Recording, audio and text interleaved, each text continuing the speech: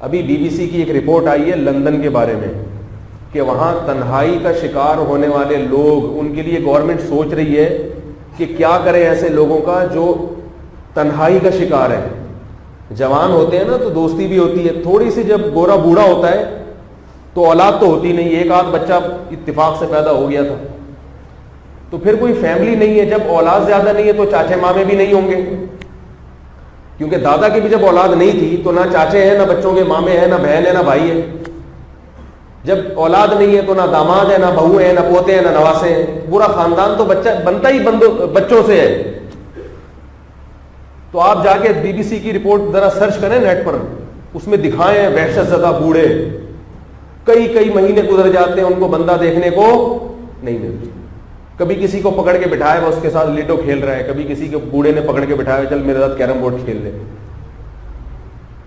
تحدیث بن نعمت کے طور پہ بتا رہا ہوں، اللہ نظر بد سے بچائے. میں جب کنوارا تھا مجھے اپنی وہ زندگی بھی یاد ہے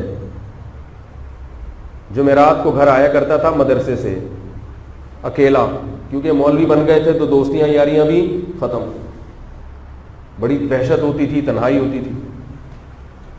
میں نے نکاح کیا، لوگوں نے کہا کہ بچے دو ہی اچھے. میں اس فلسفے کو الحمدللہ شروع سے نہیں مانتا. میں کہتا ہوں وہ عقل جو قرآن و سنت کے خلاف ہے نا آپ کو تباہ کر دے گی. لوگوں نے کہا تم مولوی ہو، تمہاری تو آمدنی تھوڑی سی ہوگی، مولویوں کی تنخواہیں کتنی ہوتی ہیں، تمہارے اگر اولاد زیادہ پیدا ہو گئی کہاں سے کھلاؤ گے. میں نے کہا جس خدا نے مجھے کھلایا ہے وہ میری اولاد کو بھی انشاءاللہ کھلائے گا.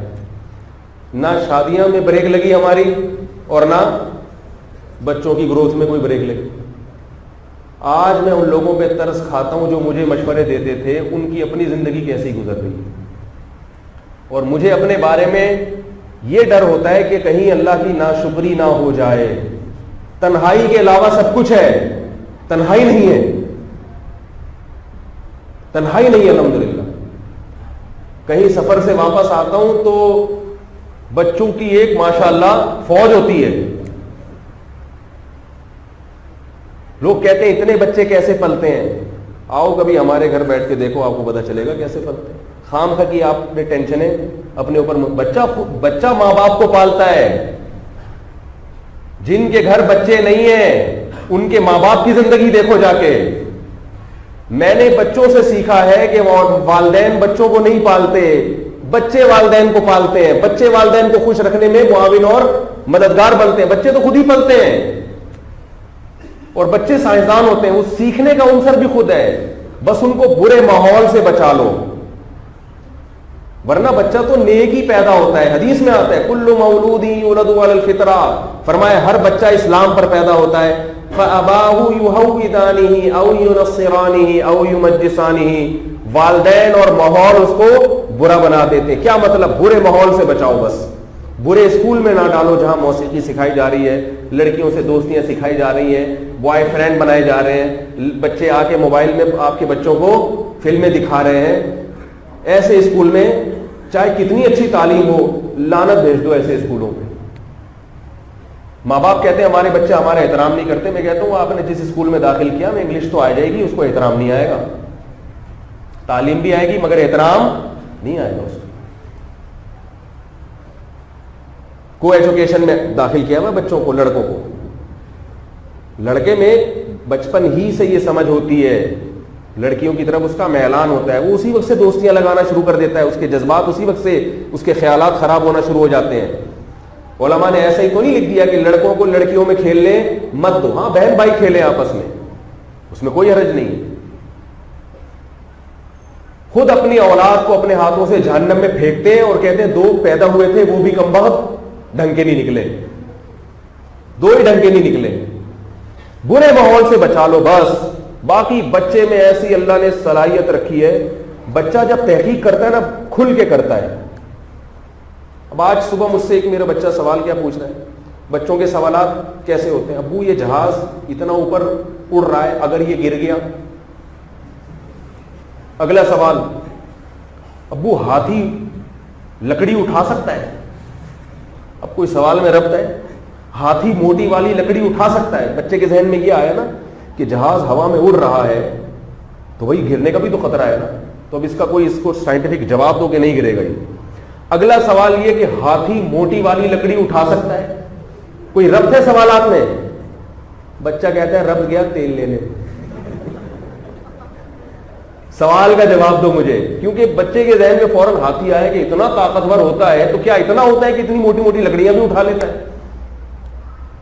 یہ کیا ہے؟ یہ قدرت نے اس کے اندر ایسے سافٹ ویئر ڈال دیے، اس کو سیکھنا ہے، سیکھنا۔ اچھی بات اس کو بتا دیں گے تو فوراً وہ کیا لے گا؟ اچھی بات سیکھے گا۔ بری بات بتا دیں گے بغیر کسی ترتیب اور ربط کے برائی سیکھنا شروع کر دے گا۔ مہنگے مہنگے اسکولوں میں ڈال کے بچوں کو باقاعدہ بیڑا غرق کیا جا رہا ہے، ان کا باقاعدہ ان کو جو ہے نا بدتمیز بنانے کے پیسے دے رہے ہیں اسکول میں کہ یہ فیس لیا کرو اور بچے کو بدتمیز بنا کے بھیج دیا کرو۔ ایسا ماحول اس کو دیا جا رہا ہے وہاں۔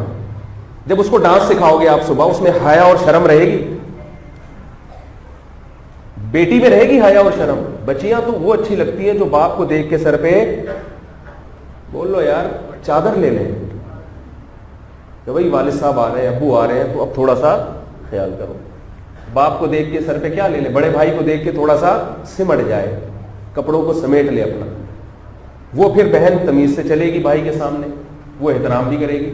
اور اگر اس کو آپ نے ڈانس سکھا دیا اور ابا بھی ڈانس دیکھ رہے ہیں اس کا، تو پھر ابا آپ ڈانس ہی دیکھیں اس کا۔ کیا خیال ہے؟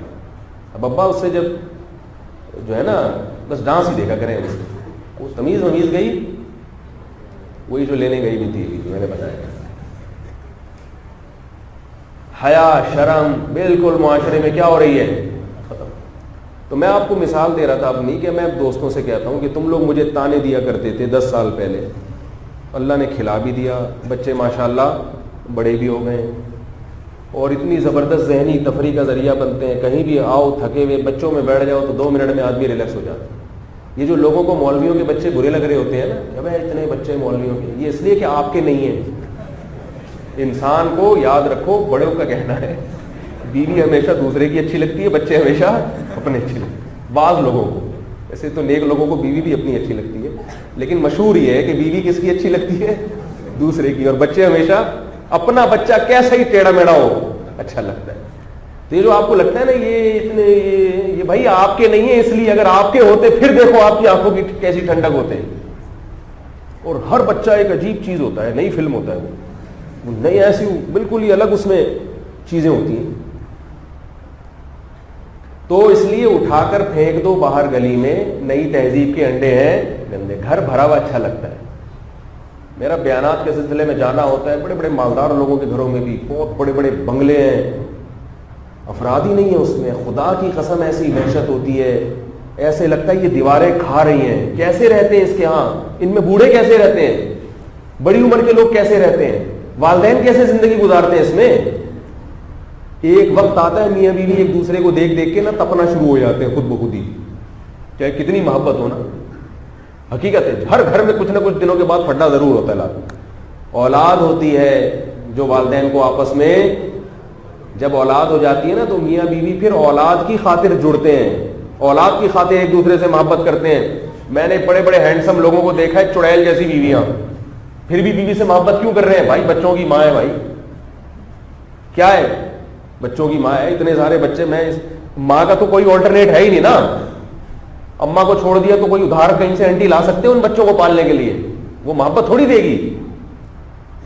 ماں تو آپ کے بچوں کو مار بھی رہی ہو تو آپ کو اچھی لگتی ہے، آپ کو پتا ہے تربیت کر رہی ہے۔ کوئی دوسری انٹی آ کے بچے پہ ہاتھ اٹھائے تو آپ وہ 100 قسمیں کھا رہی ہو کہ میں ان کو نیک بنانے کے لیے، آپ کہیں گے نہیں اپنی بھڑاس نکالنے کے لیے مار رہی تھی۔ یہ تو اللہ نے کوئی آلٹرنیٹ پیدا ہی نہیں کیا، متبادل رکھا ہی نہیں اللہ تعالیٰ نے۔ تو اس لیے کچھ مولویوں کی بھی مان لیا کرو، اپنے خاندانوں کو بڑھاؤ، اچھے لگو گے، عزت بھی ہوگی تمہاری۔